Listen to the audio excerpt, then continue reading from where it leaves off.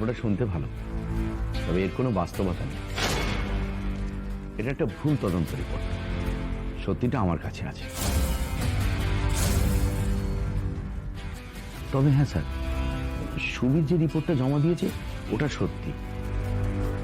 তবে যে প্রোডাক্টের রিপোর্ট জমা দিয়েছে ওই প্রোডাক্টগুলো আমরা মার্কেট থেকে তুলে অনেকদিন আগেই বাতিল করে দিয়েছি।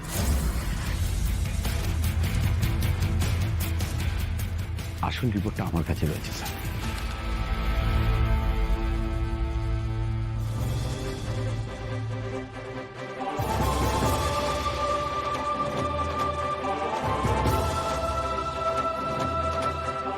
এই রিপোর্ট অনুযায়ী স্যার, সাহা হোশিয়ারির আন্ডারগার্মেন্টসের কোয়ালিটি বলছে বাজারের সব থেকে সেরা।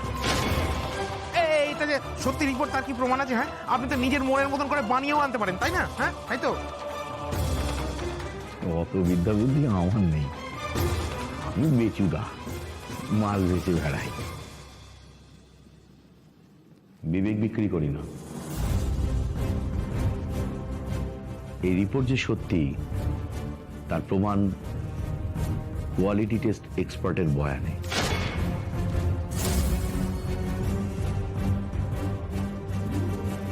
এটা তো মার্কেট থেকে তুলে আনা বাতিল প্রোডাক্ট। আপনি এটা টেস্ট করিয়ে রিপোর্ট পাঠিয়েছেন? হ্যাঁ, আমাকে তো এটাই পাঠানো হয়েছে স্যার। কে পাঠিয়েছে? সুবীর বাবু। ওনার শরীর খারাপ বলে উনি আসতে পারেননি, তবে স্যার ওনার বয়ানটা উনি দিয়ে দিয়েছেন।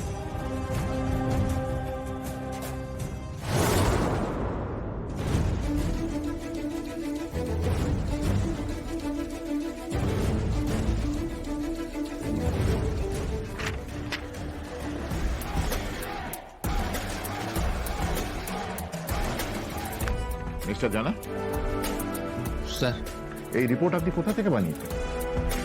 সুবীরের কোয়ালিটি টেস্টের মতো? না মানে স্যার আমি তো। চুপ করুন।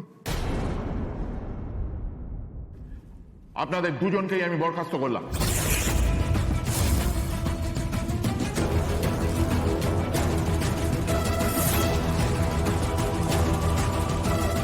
না না স্যার, ওটা করবেন না স্যার। এই বাজারে চাকরি চলে গেলে কি হয় সেটা আমি ভালো মতোই জানি। সুবীরের একটা ছোট মেয়ে রয়েছে স্যার, তার মুখের দিকে চেয়ে আপনি এটা করবেন না স্যার। ওকে ক্ষমা করে দিন। বললি তুমি চিন্তা করতে, তাই জন্য ঠিক করেছিলাম একেবারে জিতে এসে তোমার সামনে দাঁড়াবো। দিদি দিদি দিদি দিদি, বলছি যে আমি আপনার টাকাটা এখনো পর্যন্ত জোগাড় করে উঠতে পারিনি। আমাকে অন্তত আরো 2 দিন সময় দিন দয়া করে। আমি টাকার জন্য আসিনি, আমি আপনার কাছে ক্ষমা চাইতে এসেছি।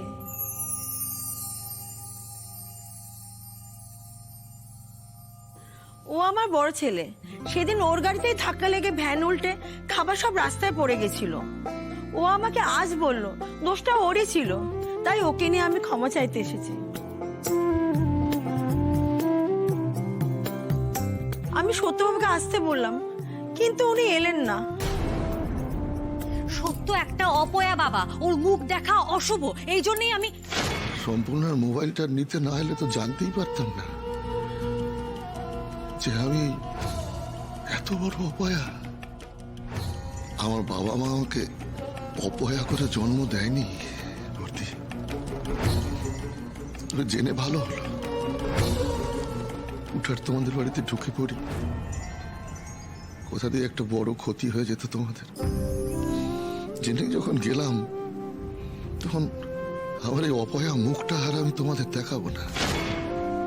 আপনাকে কোনো টাকা দিতে হবে না আন্টি, আপনার তো কোনো দোষ নেই। শুধু শুধু আমার জন্য আপনি কেন শাস্তি পাবেন? আপনি আমাকে ক্ষমা করে দিন। তো প্রভু, আমার খারাপ লাগে না পূর্ণার জন্য। ও একটা কাজ শুরু করেছিল, ভেবেছিল যে কিছু রোজগার করতে পারলে সংসারের জোয়ালটা আর আমার একার কাঁধে থাকবে না। কিন্তু স্বপ্নটার জন্মলগ্নেই মৃত্যু হয়ে গেল। কোনো পরিশ্রমই বেকার যায় না ভগবান দাস। তোমরা যেটা হারিয়েছো বলে ভাবছো, অন্যভাবে তোমাদের কাছে ফিরে আসবে। তোমার হাতে 3 দিন সময় আছে ভগবান দাস। সময় শেষ হওয়ার আগে উত্তেজিত হয়ে কোনো সিদ্ধান্ত নিও না। সময়কেও সময় দিতে হয়। আসছি দিদি।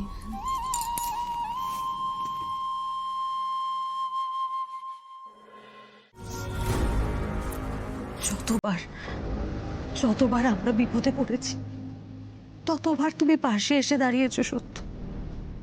তখন তো তুমি অপয়া ছিলে না, আজ তাহলে কেন তুমি অপয়া হবে বলো? এই সামান্য কথাটা আমার মাথায় কেন যে ঢুকলো না আমি জানি না সত্য। তো তুমি যদি আমাকে তোমার দিদি বলে মানো তাহলে আমাকে ক্ষমা করে দাও ভাই। আমি তোমার পা ধরে- কি করছো তুমি? কি করছো? ক্ষমা করে দাও। তুমি আমার মায়ের মতো এসব করো না বর্দি।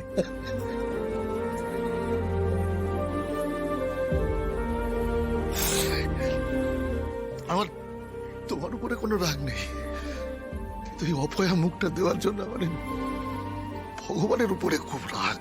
সত্য, অন্যায় তো করেছে পূর্ণা, তুমি ভগবানকে দোষারোপ করছো কেন? আর তাছাড়া অপয়া কারোর মুখ হয় না, অপয়া হয় বিশ্বাসে। আর পূর্ণা তো ওর ভুল বুঝতে পেরেছে, তুমি ওকে এবার ক্ষমা করে দাও। সত্য, তুমি একবার নিজের মুখে বলো আমাকে যে তুমি ক্ষমা করে দিয়েছো, বলো। এই দিদি ভাই, তুই কাঁদছিস কেন?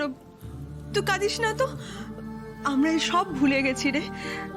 কষ্টটা তুই বলেছিস বলে নয়, কিন্তু আসলে দিয়া সবুজকে তো খুব ভালোবাসে। তো দিন হয়ে গেল ওদেরকে দেখতে পাচ্ছে না, তো তাই খুব কষ্ট পাচ্ছে। মেশো, মাসি, মেশো, মেশো, মাসি। এই দেখ আমার মা এসেছে, আমার মা এসেছে।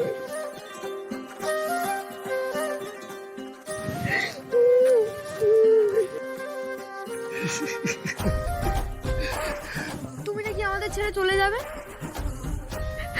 তোমরা চলে গেলে আমরাও তোমাদের সাথে যাব।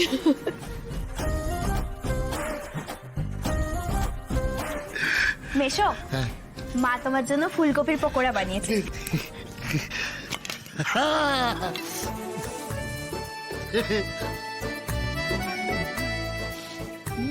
বর্ধন একেবারে জমিয়ে